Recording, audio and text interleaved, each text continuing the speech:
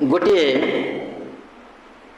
साधु पाखक जड़े पिला प्रतिदिन आसती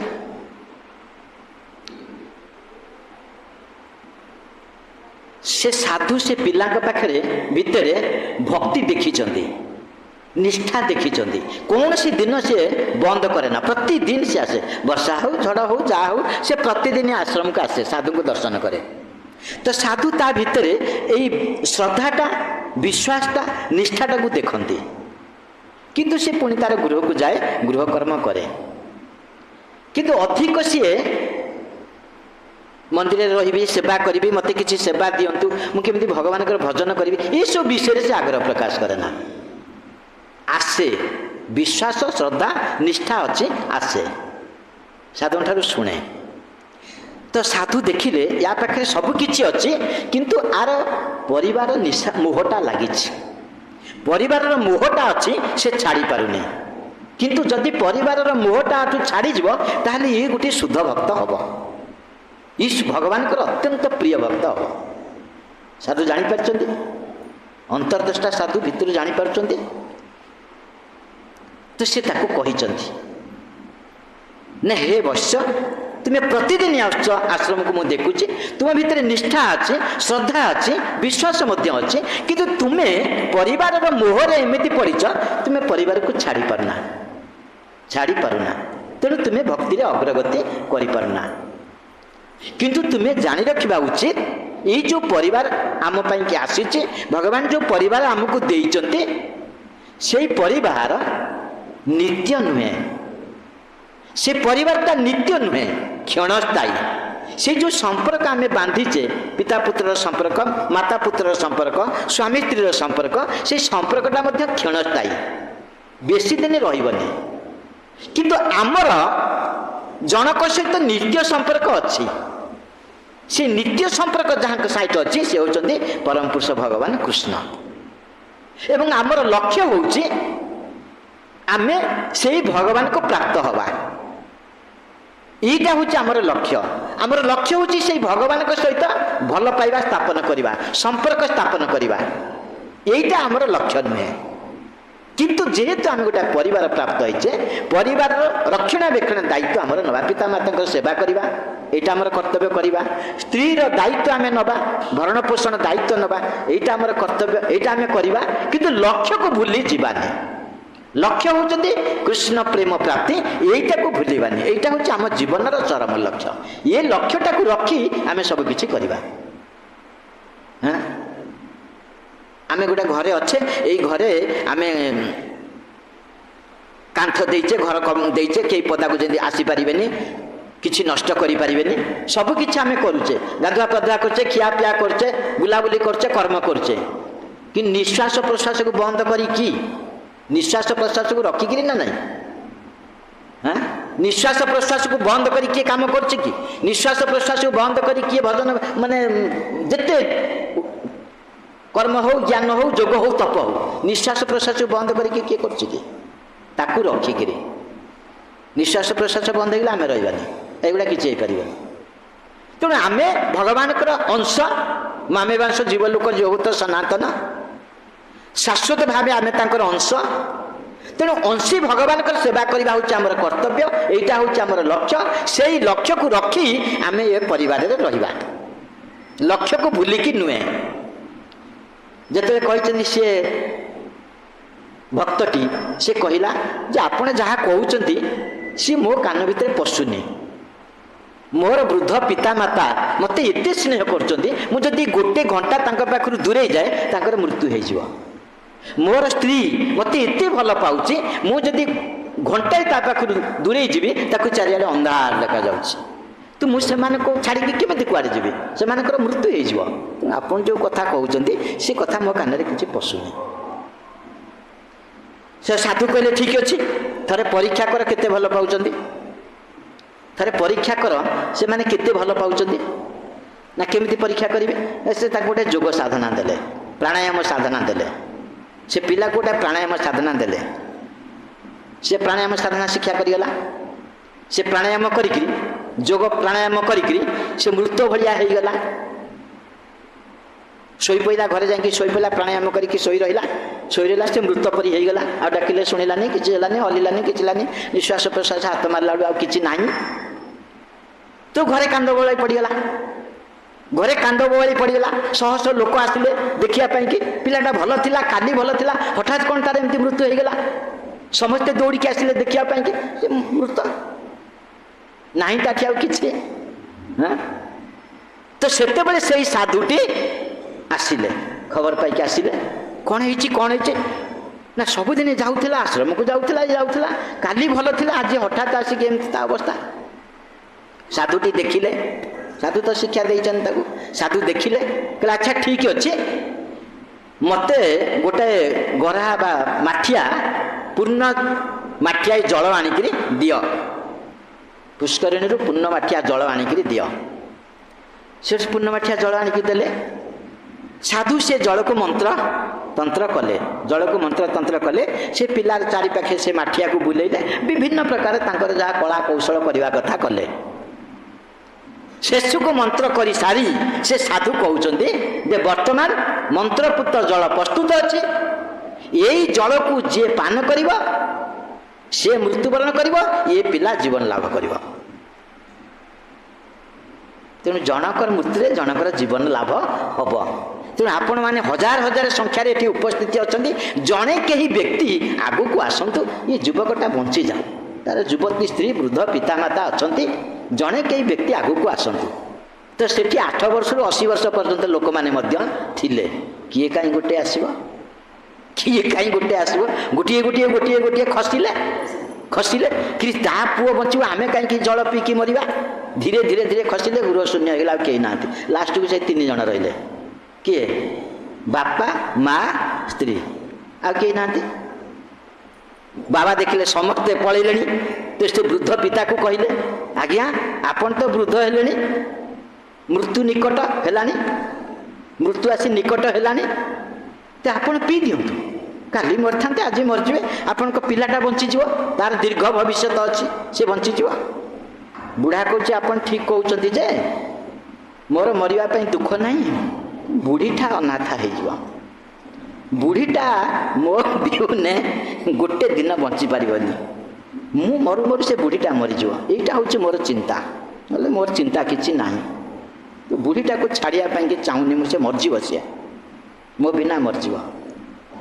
ବୁଢ଼ୀକି କହିଲେ, ଆଚ୍ଛା ଠିକ ଅଛି, ବୁଢ଼ା ଯଦି ତୁମ ଦୁଃଖ ସହିପାରୁନି, ତୁମେ ତା ଦୁଃଖରେ ମରିଯିବ ବୋଲି ସେ କହୁଛନ୍ତି, ତୁମେ ଆଗ ମରିଯାଅ, ସଧବା ହେଇଯିବ। ତୁମ ସ୍ୱାମୀ ବଞ୍ଚି ରୁହନ୍ତୁ, ତୁମ ପୁଅ ବଞ୍ଚି ରୁହନ୍ତୁ, ତୁମେ ସଧବାରେ ମରିଯାଅ, କ'ଣ ଅସୁବିଧା ହେଉଛି? ନା ମୋର ବା ଠିକ ସେଇଆ, ମୁଁ ଚାଲିଗଲି, ବୁଢ଼ା କ'ଣ ଆଉ ରହିବ? ବୁଢ଼ା ସାଙ୍ଗେ ସାଙ୍ଗେ ମରିଯିବ। ତେଣୁ ମୁଁ ବୁଢ଼ାକୁ ଛାଡ଼ିକି କେମିତି ଯିବି? ବୁଢ଼ାକୁ ଛାଡ଼ିକି ମୁଁ କେମିତି ଯିବି? ପୁଅ ପାଇଁକି ମୋର ଦୁଃଖ ଆସୁଛି, ମୁଁ ବୁଢ଼ାକୁ ଛାଡ଼ିକି ଗଲା ଭଳିଆ ନୁହେଁ। ସେ ବାବା ତା ସ୍ତ୍ରୀକି କହିଲେ, ଆଉ କ'ଣ? ବାପା ବୋଉ ତ ମନା କରୁଛନ୍ତି, ତୁମେ ତ ଧର୍ମପତ୍ନୀ ନା, ତୁମେ ଧର୍ମ କାର୍ଯ୍ୟରେ ସହଯୋଗ କରିବ ପତିକି, ଏବଂ ପତି ଯାହା ଧର୍ମ କରିଛି ସେଥିରୁ ତୁମେ ଅଧେ ପ୍ରାପ୍ତ ହେବ। ତେଣୁ ଯଦି ତୁମେ ୟାଙ୍କ ପାଇଁକି ଜୀବନ ଦେଇଦିଅ, ତାହେଲେ ଇଏ ଯେଉଁ ଧର୍ମ କରିବ, ଇଏ ଯେଉଁ ଧର୍ମ କାର୍ଯ୍ୟ କରିବ, ତୁମେ ଅଧେ ପାଇଯିବ। ତୁମ ସ୍ୱାମୀ ଯେଉଁ ଧର୍ମ କାର୍ଯ୍ୟ କରିବ, ତୁମେ ମରିଗଲେ ମଧ୍ୟ ଅଧେ ପାଇଯିବ। ତୁମେ ଦେଇଦିଅ, ଜୀବନ ଦେଇଦିଅ। ସିଏ କହୁଛି, ହଁ ଠିକ କଥା, ଯେ ହେଲେ ମୋର ବାପ ମା ଘରେ ଯିଏ ଅଛନ୍ତି ତାଙ୍କର ଆଉ ସନ୍ତାନ ନାହାନ୍ତି, ସିଏ ମୁଁ ଏକମାତ୍ର ସନ୍ତାନ, ଏକମାତ୍ର କନ୍ୟା, ଆଉ ତାଙ୍କର ପୁତ୍ର କନ୍ୟା ଆଉ କେହି ନାହାନ୍ତି। ତେଣୁ ମୁଁ ଯଦି ଜୀବନ ଜାଳିଯାଏ, ମୋ ସେ ପିତାମାତା ମରିଯିବେ, ମୋତେ ଝୁରିଝୁରିକିରି ମରିଯିବେ।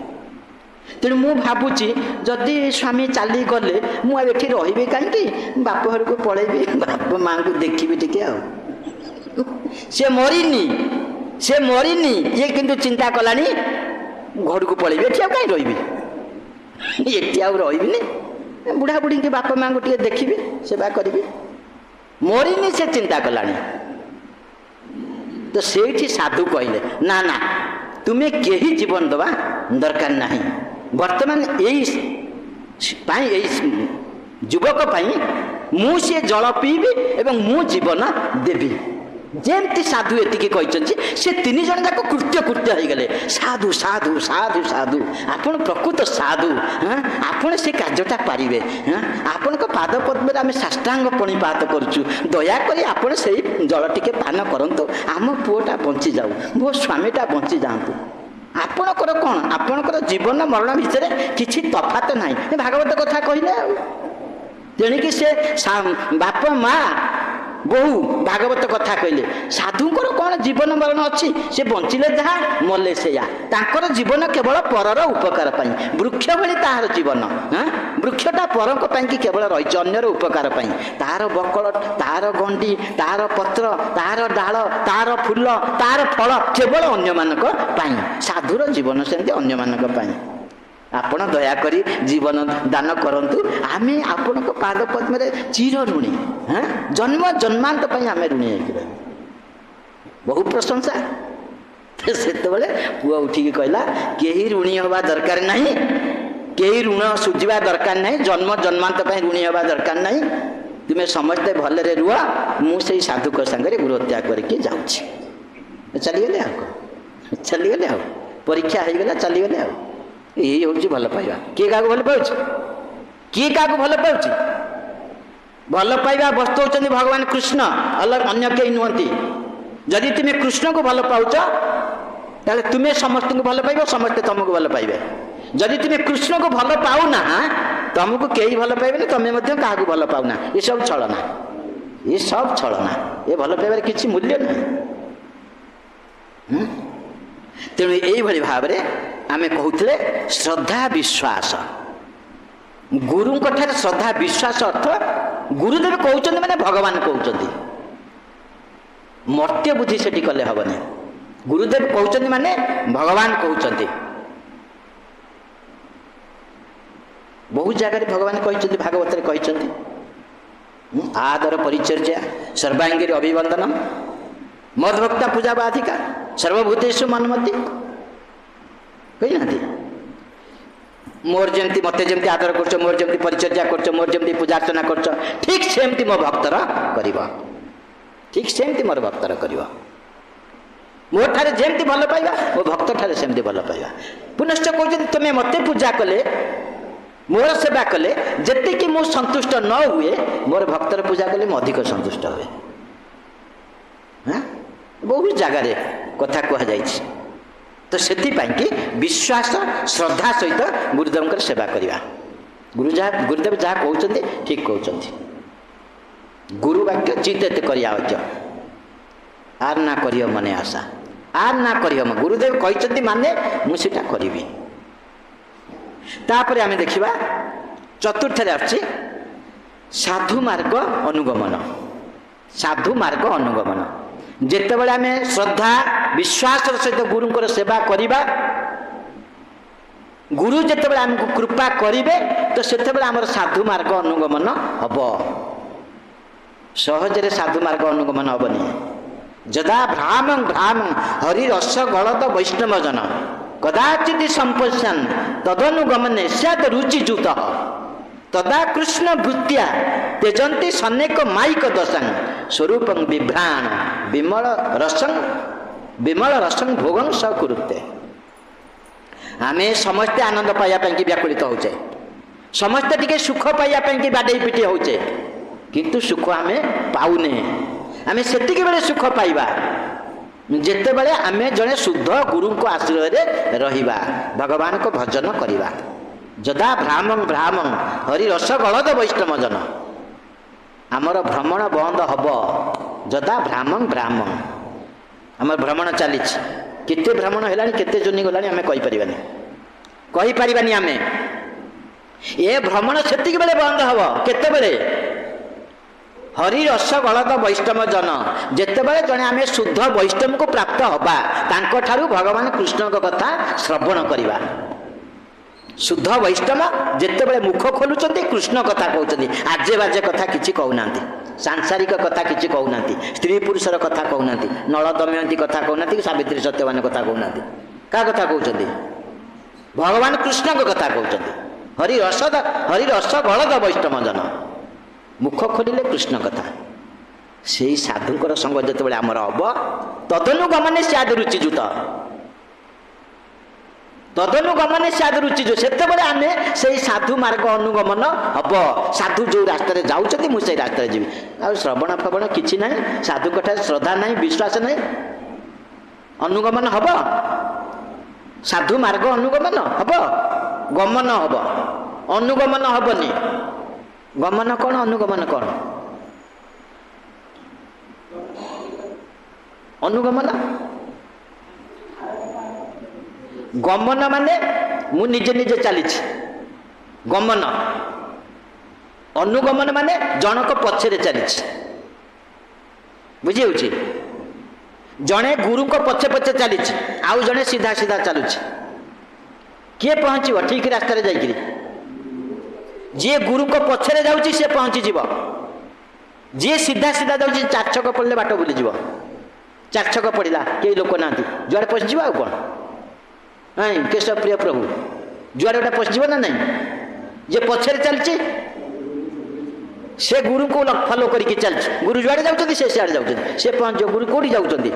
ଗୁରୁଙ୍କ ମାର୍ଗଟା କ'ଣ? ଅନୁଗମନ। ଗୁରୁ କୁଆଡ଼େ ଯାଉଛନ୍ତି? ଗୁରୁ ଭଗବାନ ପାଖକୁ ଯାଉଛନ୍ତି, ତ ସେ ପହଞ୍ଚିବ। ହଁ ନା ନାଇଁ?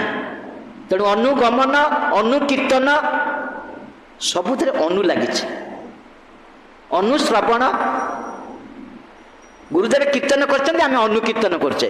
ଆମେ କୀର୍ତ୍ତନ କରୁନେ, ଆମେ କୀର୍ତ୍ତନ କରୁନେ। ସେ ଯାହା କୀର୍ତ୍ତନ କରିଛନ୍ତି ଆମେ ଖାତା ଆଣିକି ପଢୁଛେ।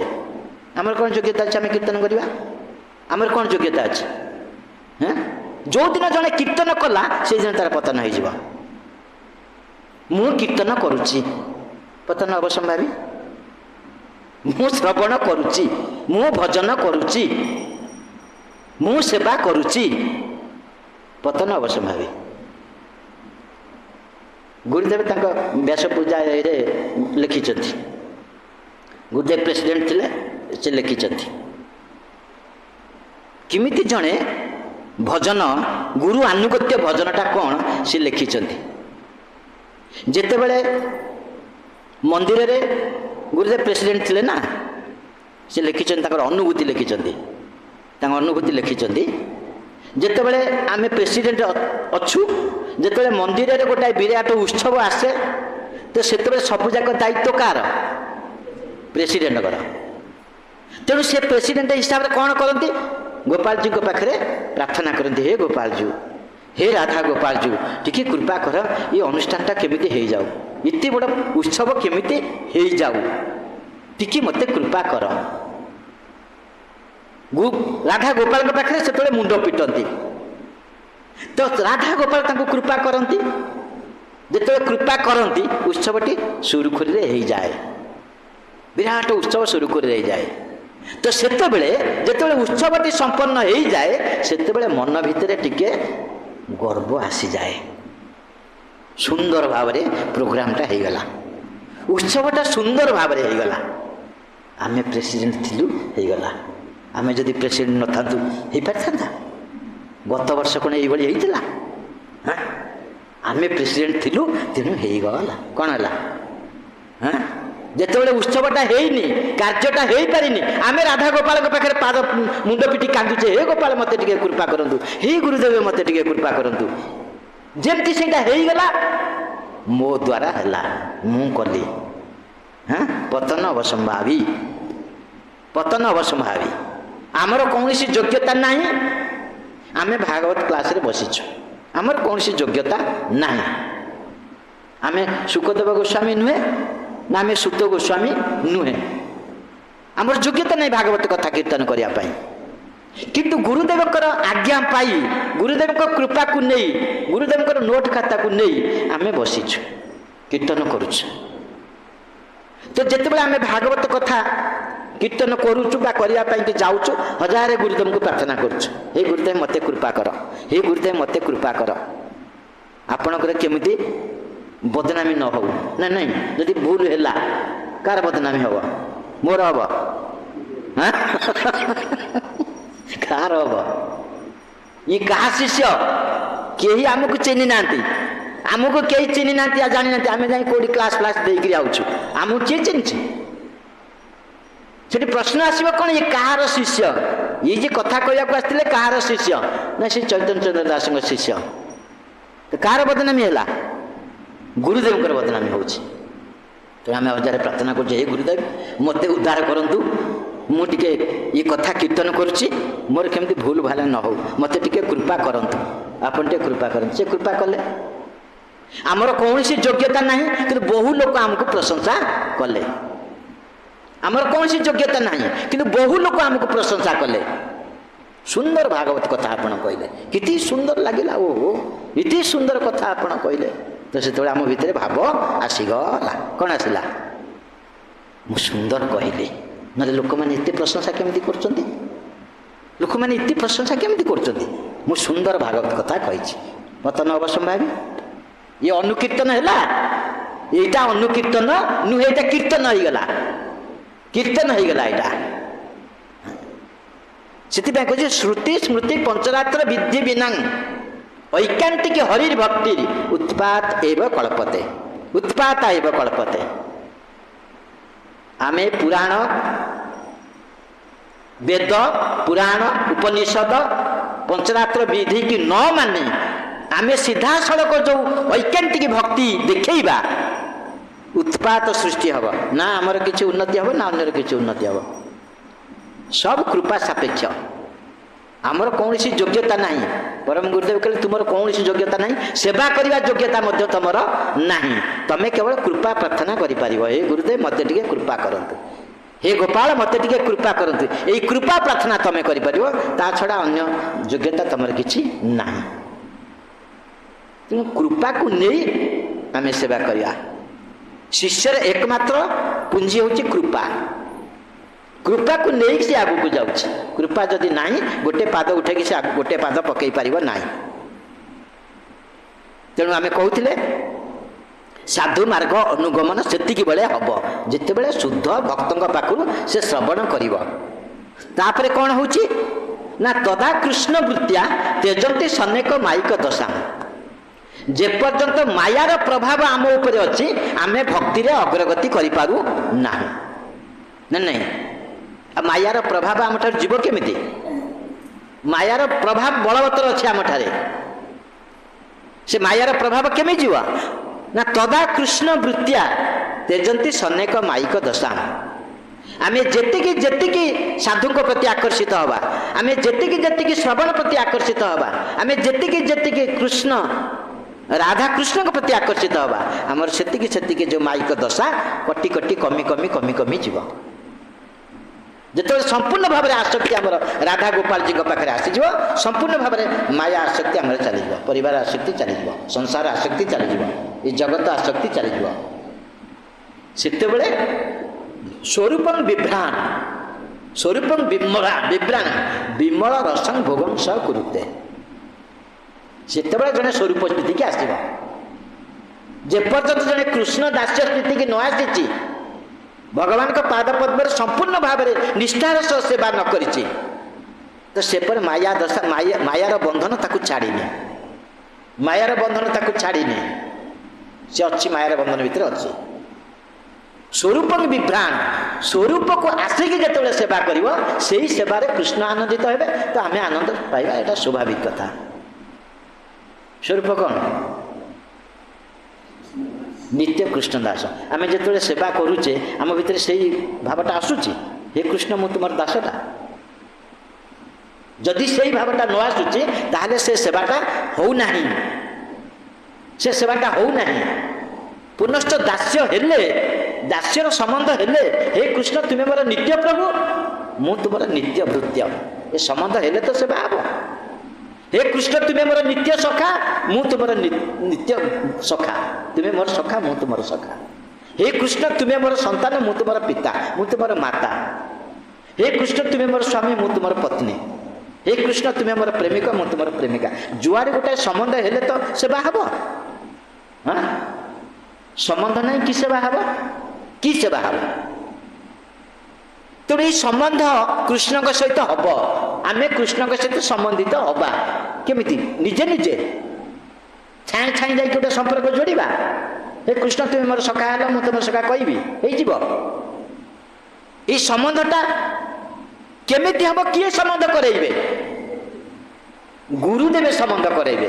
গুরুদেবে সম্বন্ধ প্রদাতা গুরু, সে সম্বন্ধ প্রদান আমাকে করিবে। সেই সম্বন্ধ প্রদান করিয়া ପାଇଁ আসিଛନ୍ତି। হ্যাঁ, তো সেତେବେଳେ সম্বন্ধিত ହେଲେ ଆମେ ଯେଉଁ ସେବା କରିବା ସେଇ ସେବାଟା କୃଷ୍ଣକୁ ଆନନ୍ଦ ଦବ। ଆଉ କୃଷ୍ଣଙ୍କର ଆନନ୍ଦ ବର୍ଦ୍ଧନ ହେଲେ ଆମେ ଆନନ୍ଦ ପାଇବା। କୃଷ୍ଣଙ୍କର ଆନନ୍ଦ ବର୍ଦ୍ଧନ ହେଲେ ଆମେ